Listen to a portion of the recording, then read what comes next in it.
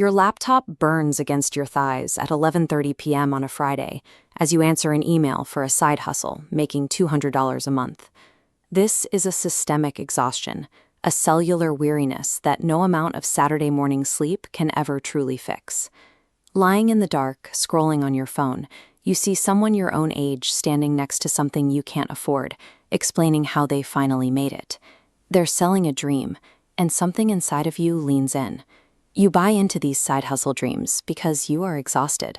You've been doing the slow, grinding version of work for years, yet you remain in the exact same spot, desperate for an exit door. So you pull out your card and pay for that new course, the Signals group, or the starter kit. For a little while, you feel an incredible lightness. You get to believe the grind finally has an end date. Investing in toxic hustle culture provides the temporary sensation of finding a shortcut, which is the very thing that keeps the trap tightly sealed. To understand the weight of this choice, we need to audit the math of this lifestyle. This is the core transaction of hustle culture. You trade the next decade of your physical life for the hope of a future decade where you no longer work. Most people make this trade completely unconsciously, assuming the sacrifice is the only way forward. While society frames this as a savvy financial investment, the audit reveals a massive, irrecoverable deficit in your available time. Every time you work past midnight, you are printing an invisible receipt.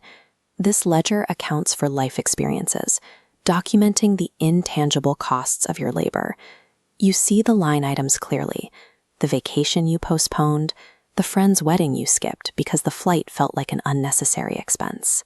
As these nightly $200 grinds stack into years, the costs grow heavier. You eventually look up to realize you've delayed major milestones, like starting a family, because you are waiting for a financial readiness that always stayed one side hustle away. No external villain is robbing you of these years. You are the one signing for every line of this massive debt. Imagine finally hitting your number after 15 years of relentless sacrifice. The finish line you're sprinting toward is a mere checkpoint. As this trajectory line drops, you arrive at retirement, too burnt out to enjoy it.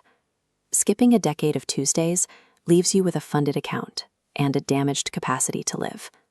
To avoid this ending, you have to find a third version of yourself.